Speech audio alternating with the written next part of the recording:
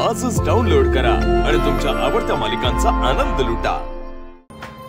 कमळे, हे कमळे, काय झालं ग? अशी मधनच उठून इकडे कशाला आलीस आणि कुठे निघालीस तू? निंगे, मी गावाकडे भाषण द्यायला जायचो की नाही, तेव्हा आया ना आबाचा आशीर्वाद घेऊन बाहेर पडायचो ग। तेव्हा आबा डोसक्यावरती हात ठेवून म्हणायचं, घाबरायचं नाही, समोर येईल त्याला सामोरं जायचं आणि जिंकायचं। त्यांचे शब्द, त्यांची माया हीच मला खरी ताकद द्यायची। आई मला प्रेमानं हातावर चमचाभर दही साखर द्यायची, तीच मला बळ द्यायचं आणि मी ऊर फाटोस तर बोलायचो ग। खरं आज आबांची माया बी नाही आणि आईचं प्रेम बी नाही ग। मुंबईला आल्यापासून साधा फोन केलेला नाही आपण त्यांना। कमळे, मला कळतंय ग तुझी अवस्था काय झाली आहे ते। आपली स्पर्धा झाली ना की जाऊया की आपण फोन करायला। आपल्या कॅन्टीनच्या बाहेरच फोन आहे बघ। पण खरं आता वेळ भाषणाची झाली आहे, पहिले तिकडे जाऊया चल। निंगे, मी पाठदिशी जाऊन येतो, फोन करून येतो। अगं कमळे, ऐक की, आपण फोन नंतर करूया कमळे, पहिले जाऊ। अरे एक्सक्यूज मी, कमळी तिथे कुठे चालली आहेस? ऑडिटोरियम इथे आहे, चला परफॉर्मन्स साठी उशीर होईल, काम।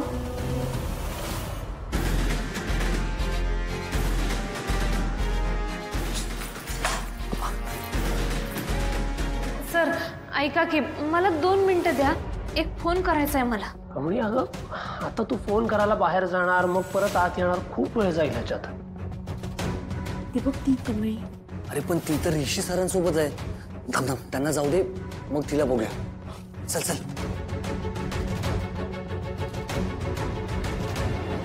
चल चल, नंतर कर फोन। सर प्लीज सर, लय महत्वाचं आहे हो। बरं एक काम कर, माझा फोन घे, सांग कोणाला फोन लावायचा आहे?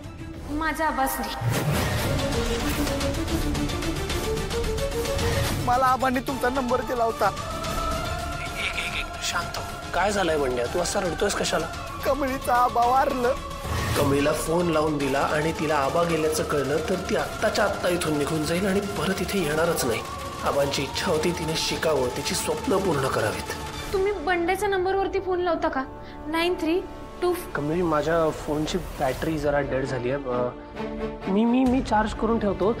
चल तू परफॉर्मन्ससाठी रेडी हो, पटकन परफॉर्मन्स कर आणि मग कॉल कर ना। निंगी, ती जर का वेळेत पोहोचली नाही ना परफॉर्मन्ससाठी तर बाहेर पडेल ती कॉम्पिटिशनमधनं। नाही नाही सर, वही आणि पेन घेऊन आम्ही आलोच की। कमळे चल पटकन चल, कमळे लवकर, नंतर करू फोन, चल।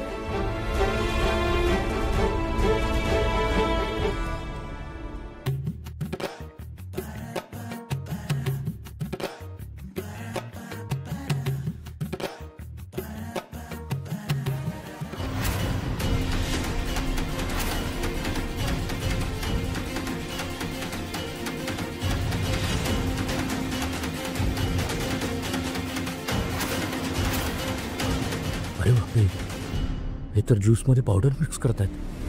त्याने कमळेला वाचवलं पाहिजे।